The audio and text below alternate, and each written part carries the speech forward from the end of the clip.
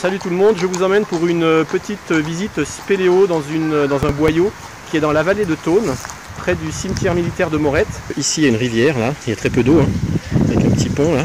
Et il y a un boyau là dans la partie sombre. Et en fait ce boyau s'enfonce sous la montagne. Et je vous emmène pour une petite expérience spéléo.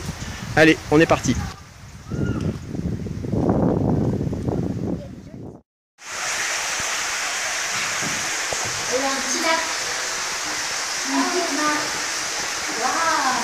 Donc il faut juste bien faire attention de ne pas se cogner la tête. Regardez où on met les pieds parce que des fois on peut marcher dans l'eau.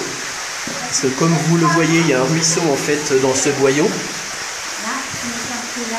Alors précision aussi importante, il ne faut jamais faire ça juste avant un orage. Parce qu'on pourrait se faire coincer par l'eau et se faire noyer.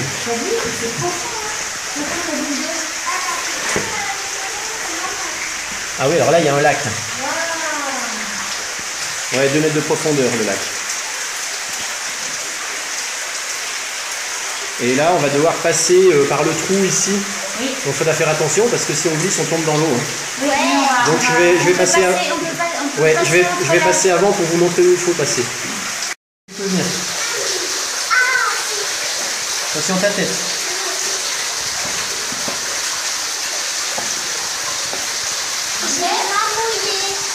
Ouais, alors tu restes bien par là.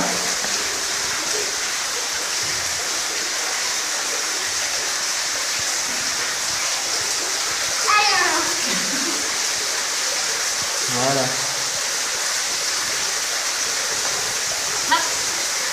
Et voilà. Nickel. C'est extraordinaire. Amazing. It's amazing. It's amazing. It's amazing. Wow.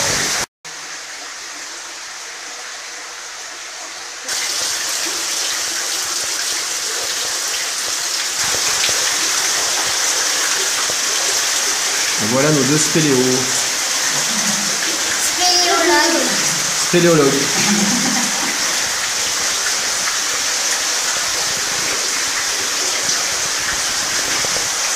Et alors maintenant, je vous propose de vivre une expérience. On va éteindre nos lampes et on va se retrouver complètement dans le noir pendant quelques instants. Et c'est une sensation unique quand on l'a jamais vécue. C'est pas éteint encore. C'est pas éteint, Michel, encore. Ah là là. Voilà. Non. Voilà. Et attention, moi j'éteins.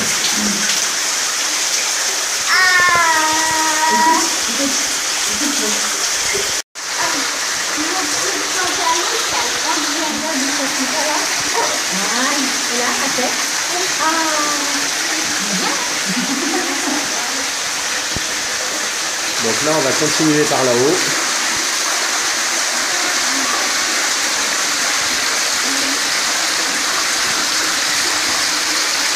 Alors ici, il y a quelque chose qui est intéressant. C'est ce qu'on appelle ça des marmites de géants. Des marmites de géants. En fait, ça fait une cavité qui est très lisse. Ça fait comme une marmite. Là et là. Là, il y a un petit lac. Ouais, il y a des compressions de calcaire. Parce qu'en fait, il y a une faille et il y a de l'eau qui ressort par la faille. Et là, on a l'impression que c'est de la lave. Regardez ça. Et avec le noir, c'est pas le fer, c'est ça? Le fer.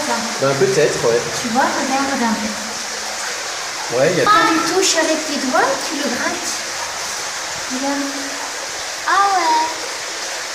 C'est bizarre. Et là, on dirait de la lave, regardez. Complètement. C'est impressionnant. Hein. C'est magnifique. Ça continue là, voilà.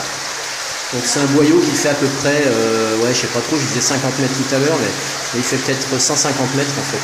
Ah oui.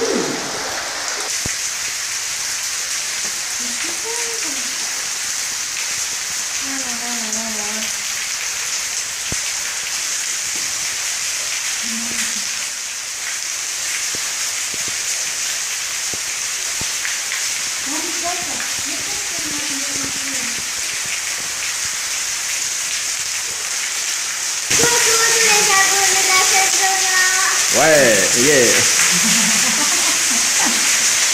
Et là, pareil, il y a des grosses concrétions de calcaire un peu comme des stalagmites. Et puis là, ça serait des débuts de stalactites.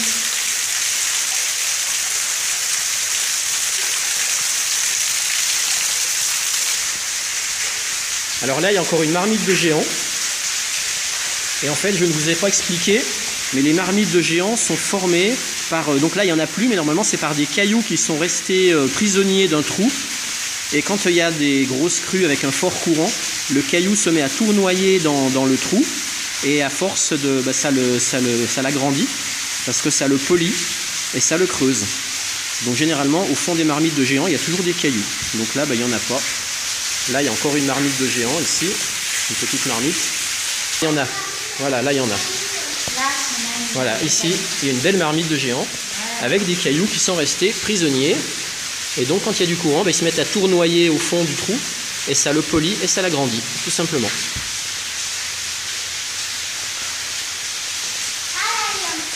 Voilà, là, on va arriver à un lac. Donc, attention, vous mettez les pieds parce que il y a des marmites assez profondes quand même. Donc ouais, en fait c'est le lac, il est même plus loin.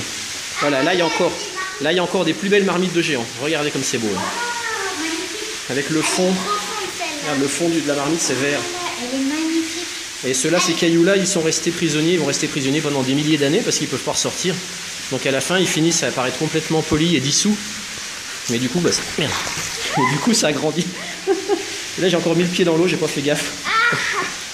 J'ai cru que je pouvais mettre le pied, mais non, voilà. En fait, on voit pas l'eau, c'est le piège. Oh, là, il y en a une magnifique encore. Splendide. Celle-là, elle fait 50, 60, 70 cm de profondeur. Donc là, les cailloux, pareil, ils ressortiront jamais.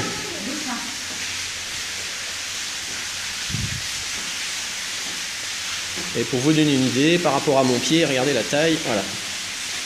Alors en fait, ici, c'est un coin où il y a des vrais spéléos qui peuvent venir. Mais nous, on ne pourra pas aller très loin parce qu'on va être bloqué. À un moment, il y a un lac avec un câble. Mais je pense qu'il faut un canot pneumatique. Là, il y a encore une petite marmite. Et là, on entend un puissant courant derrière le rocher. Il y a de l'eau qui coule.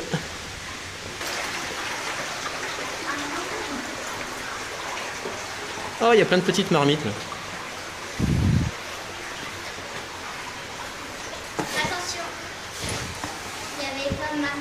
Ouais. Là, il y a plein de petits trous. Encore là. Il y a plein de mini-marmites. Ah, il y en a une qui est sèche là. Celle-là, elle est sèche. Ah ouais, là, elles sont splendides. Oh là là, là, elles sont splendides. Ah ouais, c'est très profond là, regarde, venez voir là. Et là, il y en a deux qui vont se rejoindre. Qui vont former plus qu'une seule marmite. Oh, c'est impressionnant. C'est incroyable. Et celles-là sont toutes petites, regardez par rapport à mon pied. Mais c'est super profond en fait.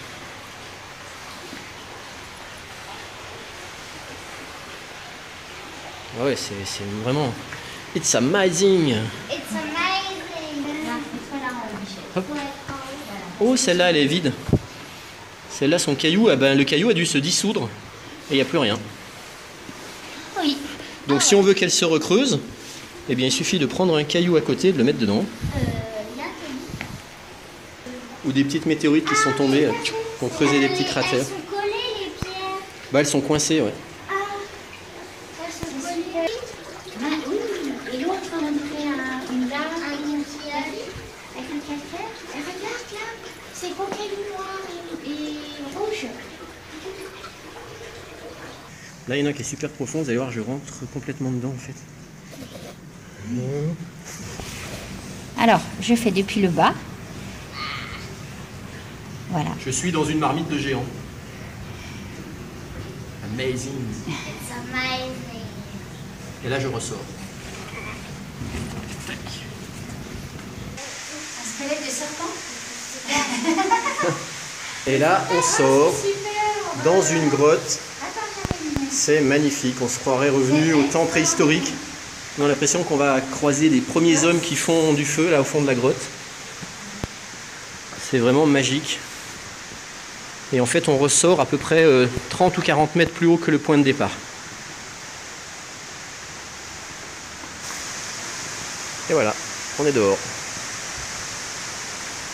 Donc là, on a pris notre temps, ça nous a duré à peu près une demi-heure. Et là, on redescend de la grotte. La grotte était dans le trou par là-haut.